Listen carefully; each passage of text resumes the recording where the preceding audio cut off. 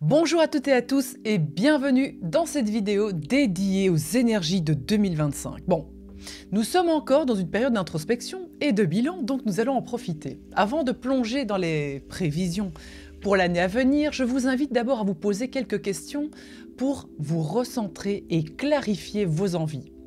Est-ce que vous avez bien une feuille et un bic? On y va, on démarre. Première question qu'on pourrait se poser là maintenant, pendant cette heure de bilan, c'est quels projets ou expériences m'ont nourri en 2024 et que j'aimerais reproduire? Ou à l'inverse, qu'est-ce que j'ai moins aimé et pourquoi? Et surtout, comment le faire différemment? Prenez un moment pour répondre à ces questions parce qu'elles sont essentielles pour comprendre ce que votre âme veut réellement pour la suite.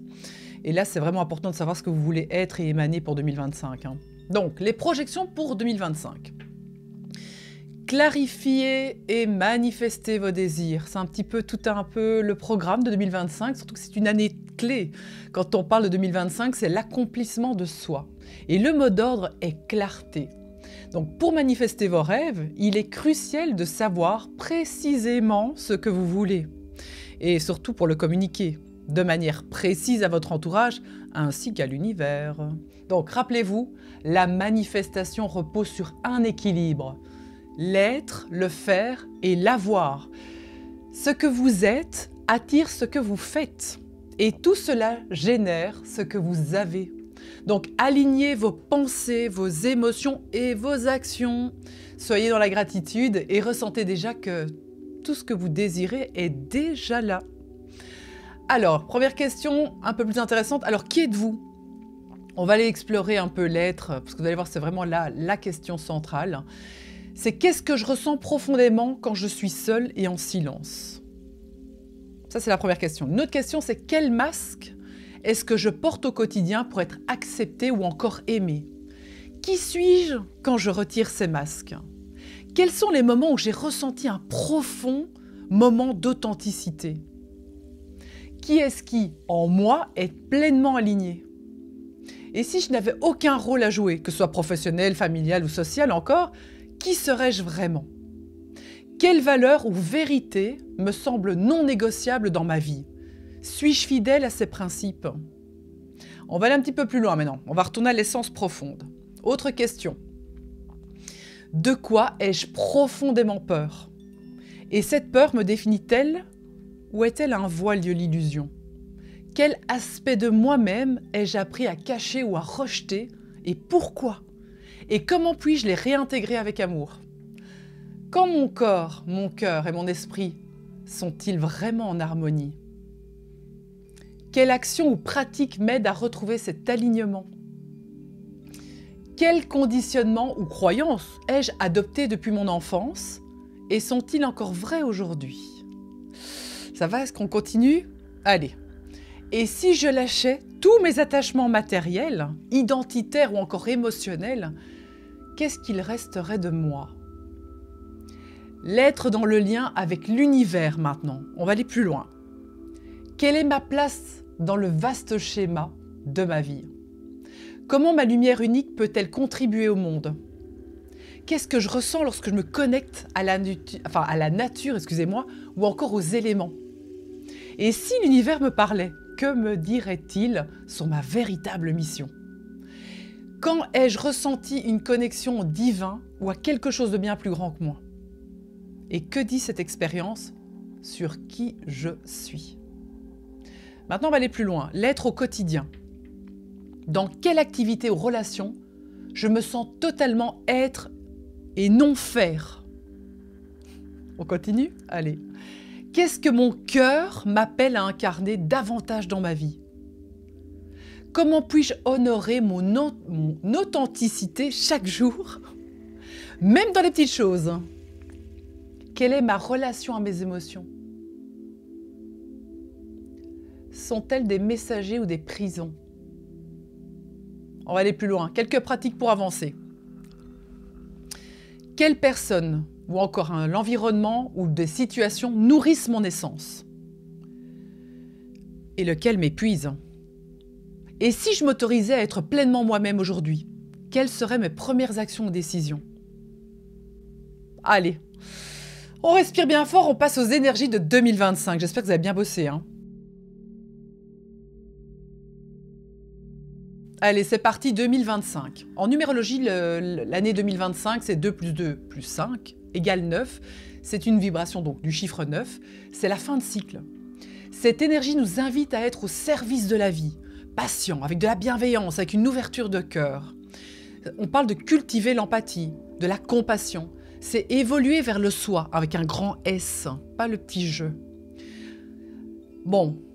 Maintenant, attention, cependant, 2025 ne sera pas simple. Pourquoi? Parce que sur le plan professionnel, de nombreux entrepreneurs ou encore des coachs, des thérapeutes, des indépendants vont ressentir des défis. Dans l'univers en fait du numérique et dans cette dynamique bien précise, ça va être assez compliqué parce qu'il y a une saturation de l'offre qui est vraiment présente, couplée à une demande en baisse. Pourquoi? Parce que le secteur de l'accompagnement et des formations du coaching sont vraiment quelque chose qu'on met très fort aujourd'hui en avant sur les réseaux. Mais pourquoi il y a une demande qui est en baisse? Tout simplement parce qu'il y a une perte de confiance. Avec le grand nombre de personnes présentes sur la toile, on assiste vraiment à une montée des doutes et de la méfiance aussi. Beaucoup d'utilisateurs commencent à craindre les arnaques. On n'est pas à l'aise. Ou des promesses même non tenues. Certains pratiquent aussi la malhonnêteté, pour être très clair. Ou encore, il y a un manque d'expertise qu'on peut déjà sentir chez certaines personnes. Et ça crée vraiment un climat de suspicion généralisé, ce qui est normal. Il y a aussi une saturation d'offres similaires. Il y a énormément d'offres, vous ne savez plus laquelle prendre. Et vous êtes confronté à une avalanche de propositions qui semblent un peu toutes identiques. Pourquoi? Parce qu'on va utiliser les mêmes mots. La transformation, le succès, l'abondance, la manifestation, je le fais moi-même. Et donc, ça peut perdre de sa puissance, parce on dirait un peu des termes qui sont un peu marketing. Alors, on ne sait plus très bien, est-ce que réellement la personne, sa promesse, elle va-t-elle vraiment la tenir?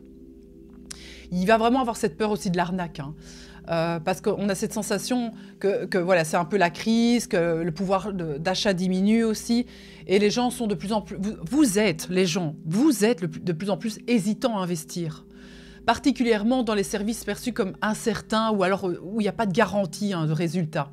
Donc plus les pratiques malhonnêtes seront davantage mises en avant, au moins on aura envie d'y aller. Donc par exemple faire 10 cas par mois, vous savez les images fausses au bord de la piscine ou encore à Bali, ou alors des belles images au bord d'une belle voiture de luxe, louée pour la journée. Vous en avez marre de voir tout ça. Donc soyez vigilants à la qualité des accompagnements que vous choisissez. Faites-vous confiance aussi pour discerner ce qui est juste pour vous. Renseignez-vous avant. Il y a aussi l'histoire de l'intelligence artificielle qui fait peur, parce qu'elle est surtout mal exploitée par l'humain à l'arrière. Donc c'est ça, il y a vraiment un risque de renforcer les dérives, parce qu'il y a de l'argent, c'est tout simplement. Donc il y aura des gens qui n'ont aucune expérience et qui se lancent dans l'accompagnement ou encore dans les formations en ligne. Mais ces formations sont générées par l'intelligence artificielle. Mais vous allez le voir, parce qu'il y a un phrasé, il y a quelque chose de très spécifique avec l'AI. Donc je vous fais confiance avec l'IA, l'AI. Oula! Alors maintenant passons à autre chose. Sur le plan économique, attendez-vous à une poursuite de la hausse des coûts. Ah ouais, ça va augmenter, les prix vont encore augmenter dans les magasins. Et en plus, vous allez voir que les produits, au niveau des quantités, les produits sont réduits. Vous avez beaucoup moins dans le pack. Alors faites attention à votre alimentation parce qu'il y a beaucoup dans l'industrie, en tout cas, ils se soucient très très peu de notre bien-être. Alors privilégiez ce qui est authentique et local, donc ce que vous pouvez cueillir, chasser ou encore pêcher, en sachant que même les poissons que l'on achète sont remplis d'antibiotiques ou encore de métaux lourds. C'est chaud. Donc privilégiez le bio local, surtout moins de plats préparés s'il vous plaît. Un peu de positif aussi maintenant, on va passer à autre chose. Ok, on a fait le côté un peu dur. Il y a une grande partie quand même de la population, de vous peut-être, vous allez travailler intensément entre 2020 et 2024. Vous allez ressentir un basculement positif. Et vous allez être prêt à incarner un vrai changement. Vous en avez bien bavé, et là vous avez le courage de bosser encore, et d'avancer, et de changer pas mal de choses dans votre vie. Donc disons que vous vous connaissez de mieux en mieux, et que vous êtes prêt à faire le grand changement. Donc vous savez ce que vous voulez, et ce que vous ne voulez pas surtout, et vous allez vous faire passer en premier avec le mantra des « je me choisis », « je suis responsable »,« je m'incarne pleinement ici et maintenant ». Par contre, pour d'autres, 2025 sera encore une année de défis et de chaos intérieur avec des nuits noires de l'âme, des sensations de mal-être, de crise, d'anxiété, qui sont nécessaires parfois pour se transformer. Donc le temps est nécessaire maintenant pour évoluer et parfois ralentir peut nous permettre aussi de le faire moins dans cette douleur. Parlons de la Terre maintenant. Catastrophe naturelle et renouveau. Et oui, la Terre elle continue son nettoyage avec les 5 éléments. Hein. Donc tout ça est lié aux excès de pollution, à la consommation de masse, à la surproduction, au gaspillage. Vous le voyez, on a assez d'émissions sur Netflix pour voir tout ça. Attendez-vous encore à des catastrophes naturelles liées aux 4 éléments, comme je disais, inondations, incendies, séismes, tornades. Ce sont des messages d'alerte qui nous appellent à réduire notre empreinte sur cette terre.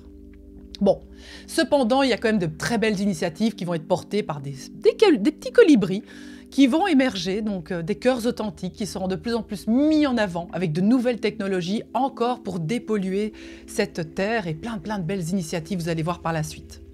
Donc l'émergence de la vérité aussi et des relations sincères pour 2025 sera mis en avant. Il y aura une sorte de vérité, plus rien ne restera caché. Tous les non-dits seront exposés, même si cela sera parfois difficile à accepter. Mais cela ouvre la voie à une humanité plus alignée, où les relations de cœur à cœur sincères et authentiques seront beaucoup plus valorisées. Nous ne sommes pas seuls dans cette transition. Nous allons vraiment ressentir cette envie de nous relier et peu à peu, nous allons attirer à nous nous allons nous attirer en fait les uns et les autres pour former cette grande toile de la vie, comme j'aime dire. Bon, conclusion, un jour à la fois, avec foi. Alors oui, 2025 ne sera pas simple, mais avec de la foi, de l'entraide, nous arriverons à incarner ce nouveau chapitre de plus en plus harmonieux et nous sommes en plein apprentissage. Donc, je vous souhaite en tout cas de magnifiques fêtes de fin d'année et une merveilleuse nouvelle année remplie de gratitude et de lumière et pleine d'amour. À bientôt. En tout cas, on se retrouve en 2025. N'hésitez pas à commenter, à vous abonner, à liker, à partager. Prenez soin de vous, surtout.